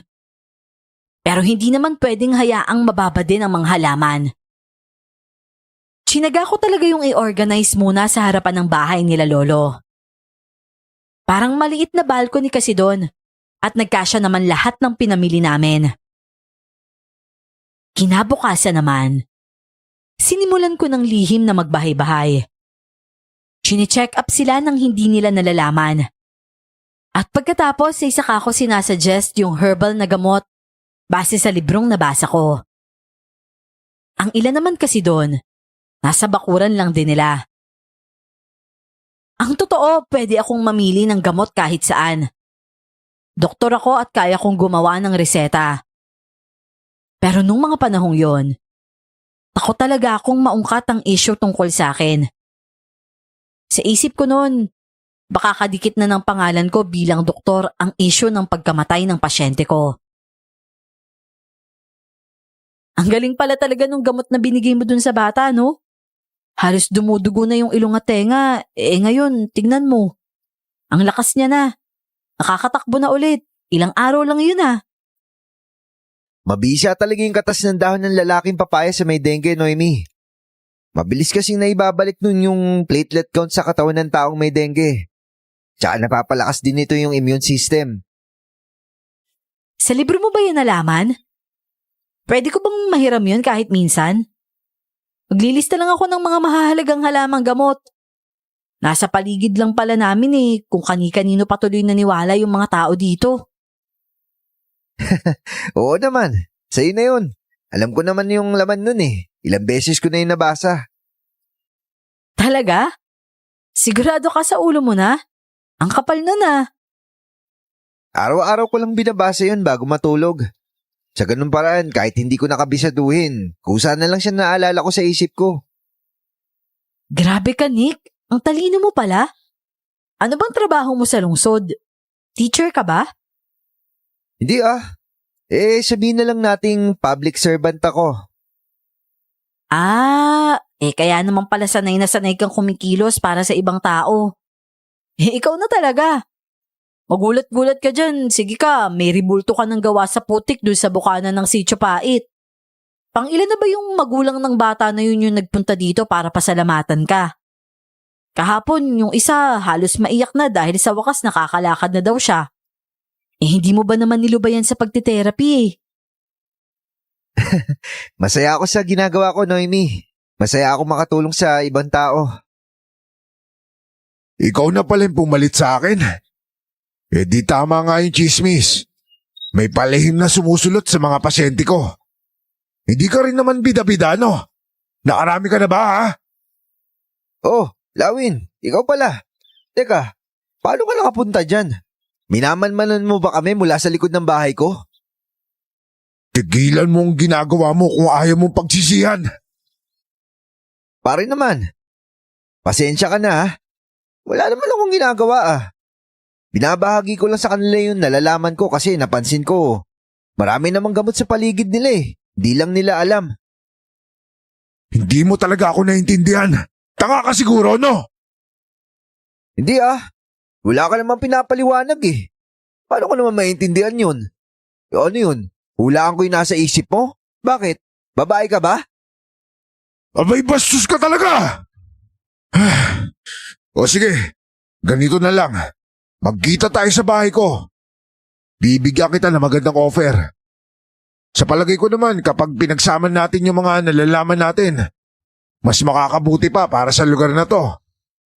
Nako, baka hindi tayo magkasundo. Hindi kasi ako naniningil ng kahit ano eh. Bukal sa loob ko yung pagtulong.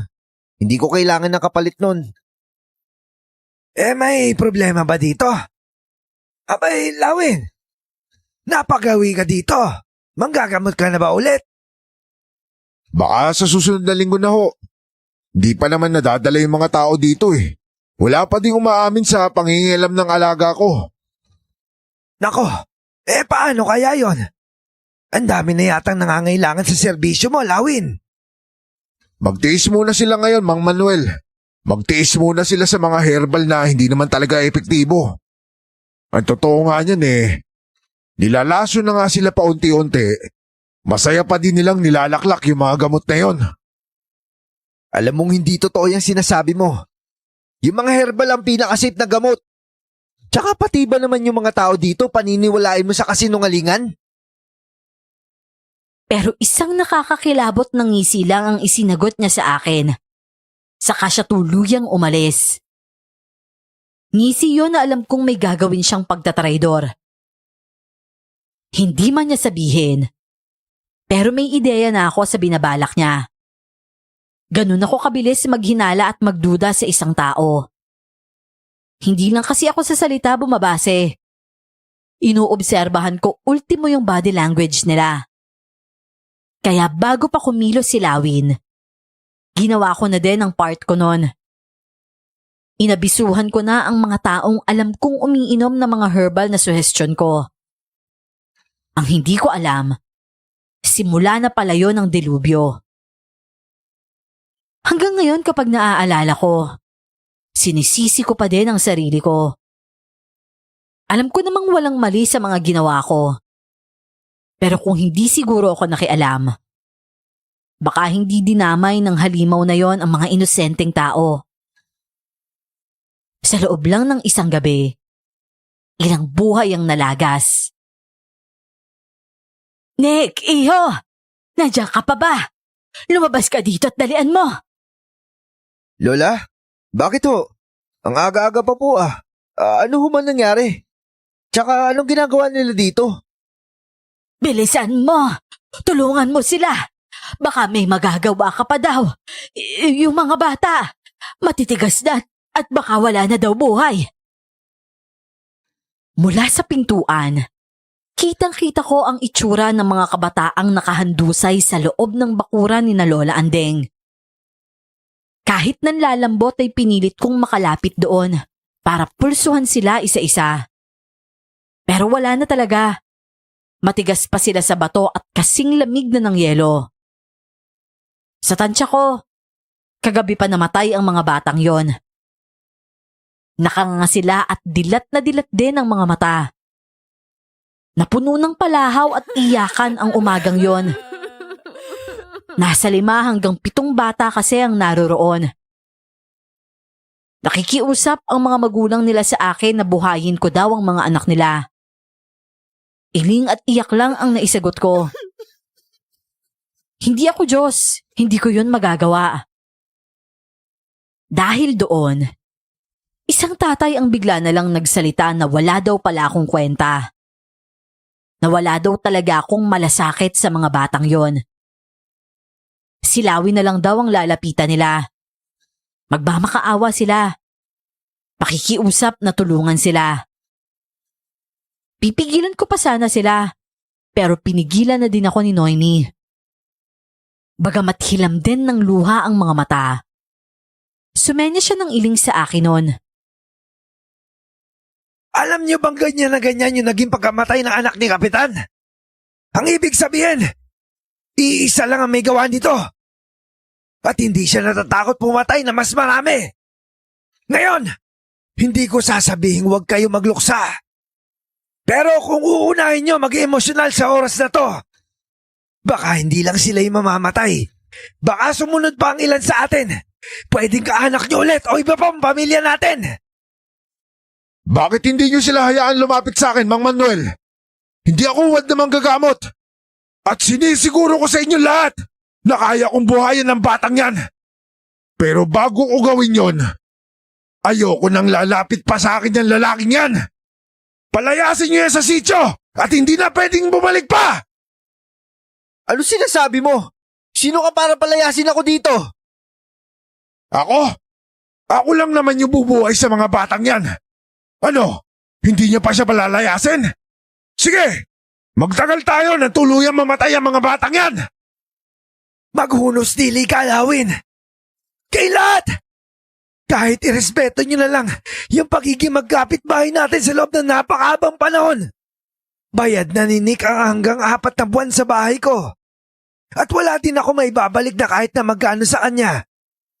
Pero huwag kayo mag-alala. Ako na mismo yung maghatid sa kanya palabas sa lugar na ito. Sa oras na maubos niya ang mga buwan na bayad siya. Eh kailan ba siya matatapos, Mang Manuel? May 2 buwan at kalahati pa siyang natitira. Kung gayon, sige. Pero ayoko makikita ang pakalat-kalat yan lalaking yan dito. Huwag niyo siyang palalabasin sa bakuran niyo. Talian niyo kung kinakailangan.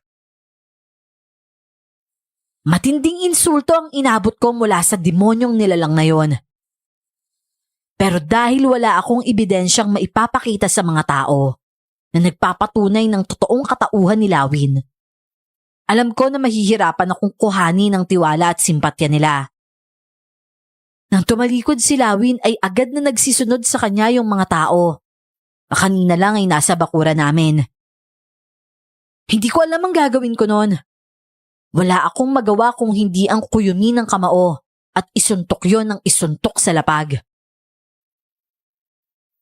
Naiintindihan ka namin, Nick. Pero wala tayong magagawa. Mga tao na ang nagdesisyon. At mas marami silang dihama kumpara sa atin. Sarado na din ang utak nila. Hindi na natin sila mapipilit. Gagawa ako ng paraan para maglantad ng katauhan niya si Lawin sa harapan mismo ng mga tagasunod niya. Pero ang inaalala ko lang ngayon, yung mga bata, patay na talaga sila, Noemi. Paano pa kaya sila mabubuhay? Teka, hindi kaya... Diyos ko, nasa panganib yung mga bata. Nick, kumalma ka muna, please naman. Sinabi na nating patay yung mga bata. Desisyon na ng mga magulang nila ang sumunod at maniwala kay Lawin. Hindi mo na sila mapipigilan sa bagay na yon, iyo. Pero, Lolo Manuel... Hindi natin kontrolado ang mga yon, iho. May sarili silang utak. Mabuti pa'y tara na sa loob. Magkape ka na lang, ha? Tingnan mo nga yung kamao mo. Nagdurugo na. Ikaw naman kasi kung bakit ka naman nakikipag-away sa lupa. Tama si mamang tatang ko. Sarili na nilang desisyon yun. Halika na sa loob. Gagamutin ko yung sugat mo. Hindi naman tayo susuko Tutulungan kitang magplano. Kakampi mo kami. Hindi nga ako hinayaan ni Lolo Manuel na makalabas sa bakuran. Sumunod naman ako dahil ayokong mapahamak din sila.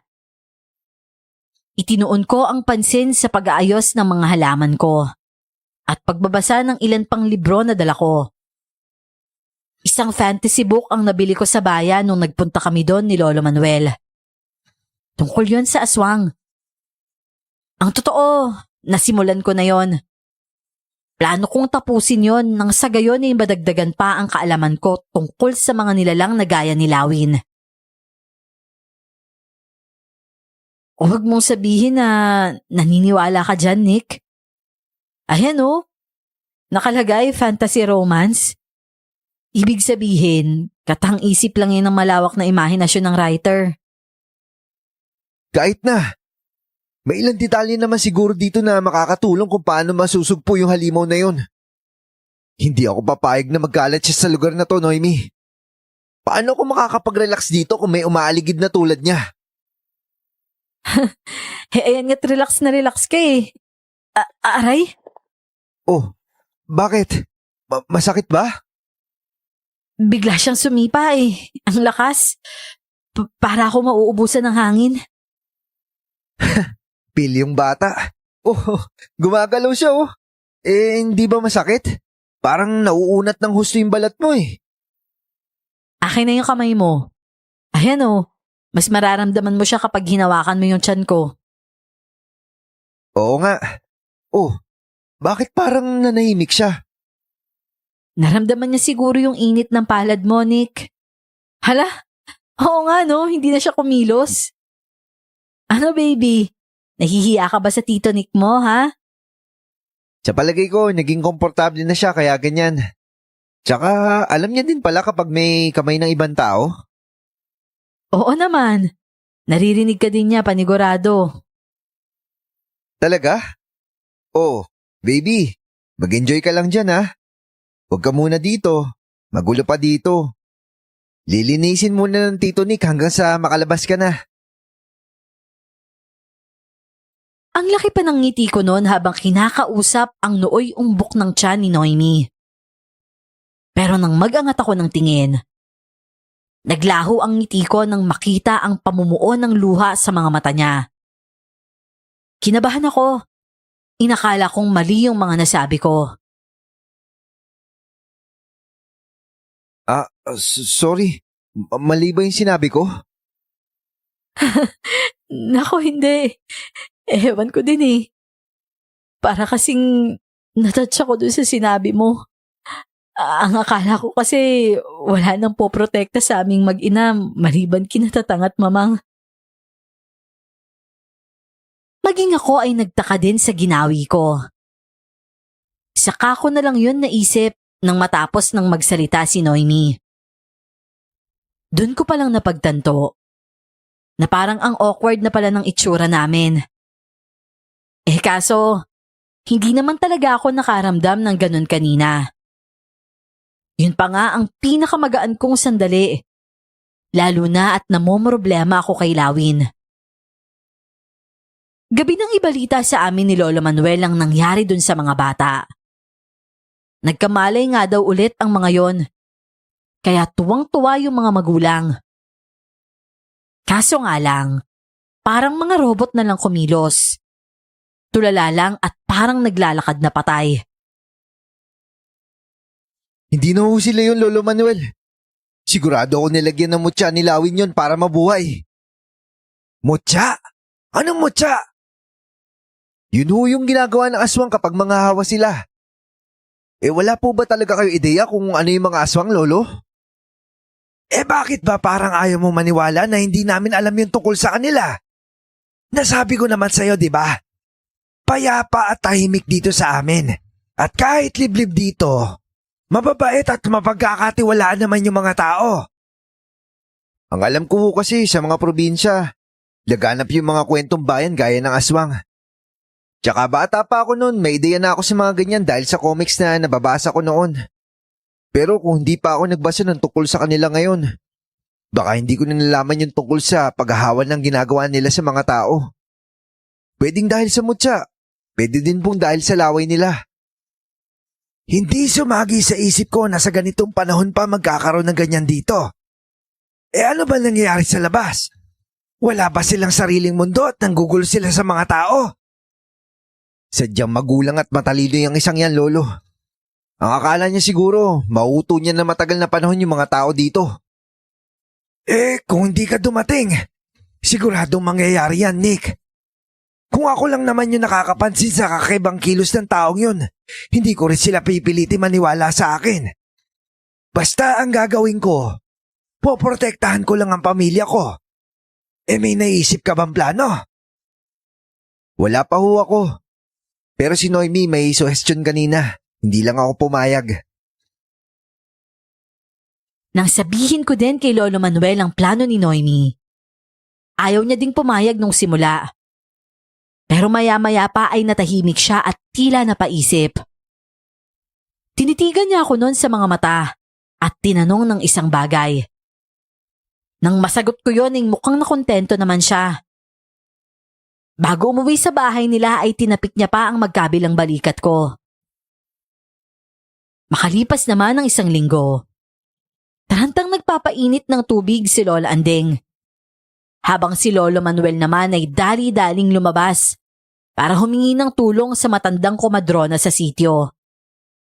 7 buwan lang noon ang tiyan ni Noemi. Pero ang sabi ay pumutok na ang panubigan niya. Oh, bakit yan ang kasama mo? Nasaan si Ino? Doon ko nga naabutan si Lawin. Ginagamot si Ino dahil hindi na halos makakilos. Na-stroke pala kaninang umaga yun eh. Bakit si Lawin ang isinama mo? Marunong bang magpaanak yan? Oo daw. Hindi ba't siya yung nagpaanak dun kay Tere? Huwag po kayo magalala, Lola Anding. May lalabas ho na ligtas nitong si Noemi yung bata. Ang hilingin ko lang sana, lumabas muna yung lalaking yan. Alam niyo namang nahihirapan makababa yung sanggol kapag may lalaking nanonood eh. Di sasama ka rin sa labas, pre. Hindi ba't lalaki ka? Maliban sa akin, huwag mo lang ang dinadala dito yung pagiging pilosopo mo. Saka hindi mo ako pare ah. Inire-respeto ko ng mga tao dito. Kaya matuto kang gumalang. Ganun ba? Mabuti naman at nabanggit mo yan. Inimbita ko din sila lahat na dumalo sa gagawin mong pagpapaanak. Naniniwala kasi sila na espesyal yung ipapakita mo sa kanila ngayong gabi. Teka, anong ginagawa niyo dito? Bawal ang napakaraming tao kapag may mga anak. Hindi niyo ba alam yon? Huwag ka mag-alala. Nariyan lang siya sa kwarto at sarado naman yan. Ganun ba? O sige, okay na din yan. Papasok na ako ah. Dito lang kayo. Teka, ano to? Nasaan si Noemi? Bakit sariwang dugo at atayin nandito? Yun ang pagkakataong hinihintay ko.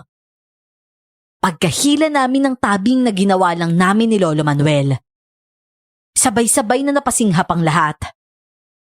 Nasaksihan nila kung paanong nilalantakan ni Lawin ang atay at halos gawing tubig ang dugo. Pampalakas ko to. Ito yung nagbibigay ng kapangyarihan sa akin para patuloy ko kayo magamot. Mula sa kusina ay inilabas ko naman ng ilang piraso at sariwang utak ng baka. May kasama din yung puso. Napangisi ako nang makita ko kung paanong lalong matakam si Lawin. Siya din ang kusang lumalapit noon sa akin. At habang ginagawa yon, unti-unti na ding lalagas ang mga buhok niya. Nangulubot at umitim ang kanyang mga balat. Humaba ang mga kuko at unti-unting lumaylay ang napakahaba niyang dila na noon ay naglalaway pa. May isang lalaki ang tila nagising at sumigaw ng aswang. Pero parang hindi na nakikinig ang halimaw. Tutok na tutok siya noon sa utak na hawak ko. Hindi ko inaasahan na napakabilis niya palang kumilos. Para siyang butiki na kumapit sa kung saan-saan. Hanggang sa napunta na pala siya sa likuran ko. Naramdaman ko ang presensya niya kaya bago niya pa ako maunahan. Ubod lakas kong inuntog sa kanya ang ulo ko. At pagharap ko, sapo niya na ang ilong na nagdurugo. Pero ngumisi lang siya at dinilaan pa ang sariling dugo. Nagulat na lang ako nang biglang sumakal sa akin yung mahaba niyang dila. Parang nakita ko pa noon yung matilos nung dulo na anumang oras ay handang sumaksak sa leeg ko. Lintik kang aswang ka! Kaya pala marami kang nauto! Ahas pala yung dila mo! Ayan ang bagay sa'yo! Ngongo ka ngayon! Tignan lang natin kung may makaintindi pa sa mga sinasabi mo! Ano pang iniintay nyo? Kumilos na kayo bago patuluyan lumakas at tubusin tayong lahat! Mabilis na nagsialis yung mga kalalakihan. Pagbalik nila, may isang dumiretso agad kay Lawin at pinagtataga ito. Ang isa naman ay nagkalakas na din ng loob para umabante at paghahampasin ng pala ang katawan nito. Panay din ang angil ng aswang. Hindi malaman kung ano ang unang iindahin. Maya-maya pa, nagulat din ako nang bigla na lang dumating si Kapitan Bitbitang Barel. Bago walang awa niyang ipinutok at inubos ang bala nun sa ulo ng halimaw. Bakas sa mukha nito ang matinding galit dahil halos pulang-pula ang mukha niya. Wala nang lumalabas na bala, sige pa rin ang kalabit niya sa gatilyo. Kap, tama na ho! Sa dami ba naman ng balang bumaon sa utak niyan, hindi pa siya mamamatay? Ano bang namatay ang sinasabi mo? Ayan yung dila, kumikiwat-kiwat pa na akala mo'y bulating na asnan. Tumabi ka nga dyan at bubuhusan ko ng pinakulong bawang ang lintek. Ganyan dapat ang ginagawa sa mga sinungaling na tao. Binapanlawan ng kumukulong tubig. Ang akala namin ay doon na matatapos ang lahat. Tila nagising na din kasi sa matagal na pagkakatulog ang mga taong naroon ng sandaling yon. Gulat na gulat sila sa mga nasaksihan. Ang iba ay hindi kinaya at lumabas. Ang ilan ay nagsuka pa. Nang bigla na lang nagkasigawan. Nagkaroon ng komosyon na nagmumula sa labas ng bahay. Pinilit kong makalabas kahit masikip. Dahil sa dami ng taong nakikiusyoso. Doon ay nakita ko yung nasa 5 kabataan na binuhay ni Lawin dati. Para silang mga zombie na nanghahabol at nangangagat ng mga tao. Mabuti na lang at lumabas na din ang ilang kalalakihan. Kami naman, humahabol nun sa mga kabataan para pigilan sila. Ang kaso, sadyang mabibilis at maliliksing kumilos ang mga yon. Nang muli ay pumailan lang ang magkakasunod at mas malalakas na putok ng barel. Kasunod doon ay isa-isang nagbagsakan yung mga bata. Kung hindi sa ulo ang tama, papalya lang sa bandang batok. Pero ganun pa din, halos sumabog ang ulo ng mga yon. Nang hanapin ko kung saan galing, nakita ko sa di kalayuan si Lolo Manuel. Animoy nasa pelikula habang nakangisi. Naninigarilyo at proud na hawak ang isang shotgun. Ang nakakatawa lang, nakasuot din siya noon ng hat na parang pang-cowboy. Siguro'y ramdam na ramdam niya ang pagiging mukhang bad boy niya. Kinaumagahan naman pagkatapos ng mga pangyayaring yon. Oh, bumalik na pala yung dati mong kalivin eh. Buti ginausap siya na maayos ni Lolo Manuel. At ikaw naman, hindi mo balak magsabi na aalis ka na pala? Ni 1 buwan ka pang natitira. May kailangan akong asikasuhin sa Maynila eh. Mahalagang bagay yun. Hindi pala pwedeng pabayaan na lang. Ganun ba? Oo, sige. Babalik ka pa ba? Hindi ko alam. Baka kasi matagalan yung aasikasuhin ko. Bakit? Wala naman. Hindi ka na pala makikita ni baby kung sakali. Sayang lang, hindi niya na magagawang kilalanin yung taong ilang beses na nagligtas sa kanya. Ano ka ba? Matapang din naman daw kasi yung nanay niya. Ikaw ba naman yung ilang beses na pumayag na gawing pain sa limaw eh? Buti nga nung huli, pumayag ka nang wala doon sa eksena eh. Matindi pala yung dila ng halimaw na yun. Nagagawa pa manakal. Kung alam mo lang kung gaano ako na-bored dun sa kwarto mo ng oras na yon. Narealize ko nga lang na tama yung desisyon mo nung lumabas na yung mga bata. Grabe no, kahit sino kinakagat nila. Kaya nga eh. Mabuti na lang hindi pala sila nakakahawa. Tsaka saktong-sakto lang din yung dating na ambulansya nun. Akala ko hindi ako pagbibigyan ng mga yun eh. Nang tawagin na siya nung Elias, malungkot siyang ngumiti sa akin at tumayo na. Pilit ng ngiti naman ang ibinigay ko nun sa kanya. Hindi totoong manganganak na siya. Palabas lang namin yon para mahuli si Lawin. Si Noemi din ang may pakana nun. Mabuti na lang at hindi kami sumablay. Maaga kinabukasan ang nakatakdang alis ko pabalik sa Maynila. Pakiramdam ko nga nun, tamang-tama lang ang desisyon ko. Dahil kung sakaling magtatagal pa ako doon, hindi ko rin siguro ma-enjoy na panoorin si Noemi kasama ang boyfriend niya. Nagpiyansa ako noon habang nililitis ang kaso ko. Hindi ako nawalan ng pag-asa na lalabas ang katotohanan at mababawi kong muli ang dignidad ko. Pagkatapos kasi na nangyari sa Sitio Pait, napagtanto ko na napakahalaga ang role ko sa lipunan bilang isang doktor. Kung bakit napakaraming tao sa probinsya ang kumakapit sa mga peking manggagamot. Yun ay dahil walang available na tulad ko sa mga lugar nila. Paano mo nagawa sa akin to, Elvira? Pinagkatiwalaan kita! Dapat lang sa'yo yan, Nick. Masyado ka nang naging balakid sa buhay ko. Una, binigyan kita ng chance na manatili sa posisyon mo. Basta't tatanggapin mo ko bilang nobya mo. Pero ano? Halos isampal mo sa akin na hindi mo ko gusto. Yun yung totoo. Hindi kita gusto at hindi kita mahal. Kaibigan lang naman talaga yung tingin ko sa iyo eh. Ang mabuti pa, Elvira, umamin ka na sa ginawa mo. Mahahanap ko din yung nurse na inapahan mo para magpaabot ng reseta sa pamilyang yon. At kapag nangyari yon, sisiguruhin ko sa iyo na mabubulok ka sa kulungan. Yun ay kung mahahanap mo pa at kung makakapagsalita pa. At oo nga pala, bibigyan kita ng clue kung saan mo siya mahahanap. Sa bakanting lote malapit sa bahay mo. Pati mga fingerprints mo at kutsilyo sa bahay nandun. Wala ka nang kawala, Nick. Tanggapin mo na lang na sa kulungan ko natatanda at mamamatay. Hindi na ako kumibo pero pinanood ko siyang lumabas ng restaurant kung saan ko siya niyayang makipagkita. Habang chinecheck ko kasi yung reseta daw na binigay ko, bigla na lang pumasok sa isip ko si Elvira. Wala naman kasing ibang nakakagalaw sa mga gamit ko maliban sa kanya. Pagkatapos ay dali-dali akong nagtungo sa rekto, kung saan alam ko na may mga gumagaya ng handwriting ng iba. Doon ko nahanap yung gumawa ng sulat sa prescription pad ko.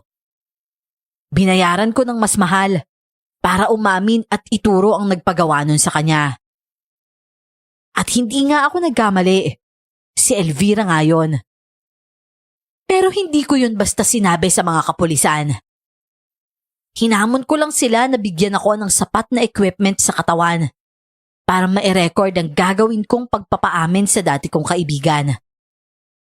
Papalabas na noon sa restaurant si Elvira nang salubungin siya ng mga kapulisan na nanunood lang sa labas. Agad siyang pinusasan ng mga ito at isinakay sa police mobile.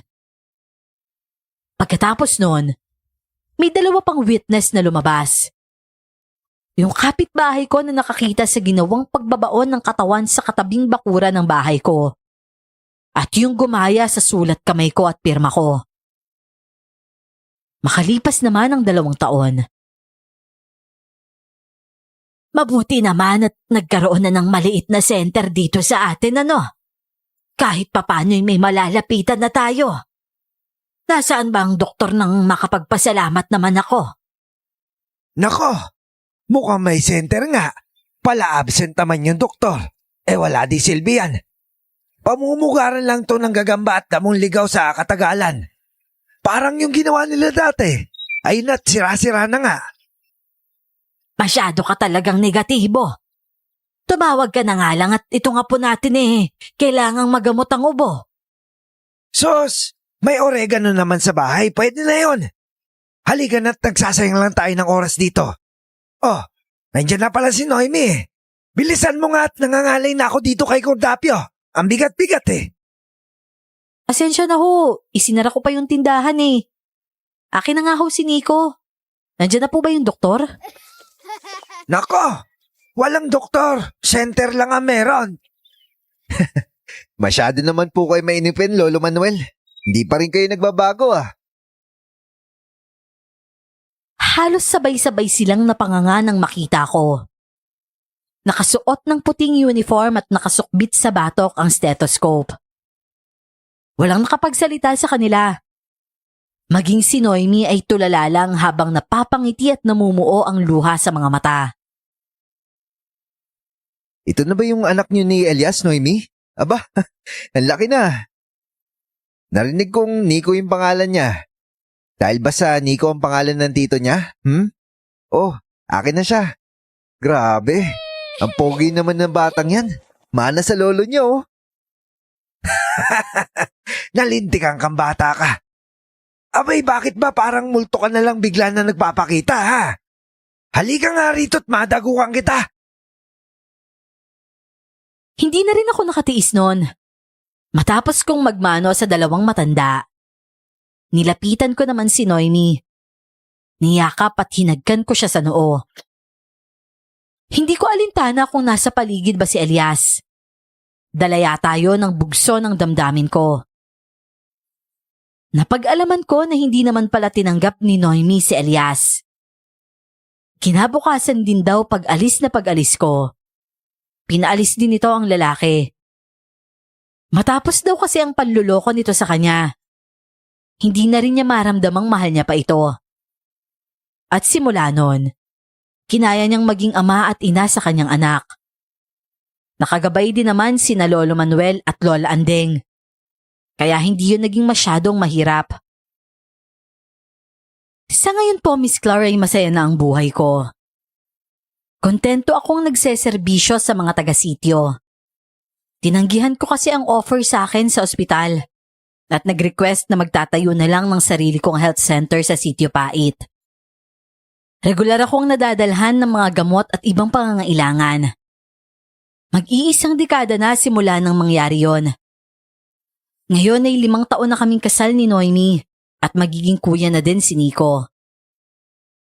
Sana po ay na-inspire kayo at nakapulutan ng aral ang kwento kong ito. Maraming salamat po sa oportunidad na mabigyang buhay ang aking kwento sa inyong channel. God bless po at naway lumawak pa ang naaabot ng inyong mga kwento. Ako po muli ito, si Doc Nicolas ng Sitio Pait. Lubos na nagpapasalamat.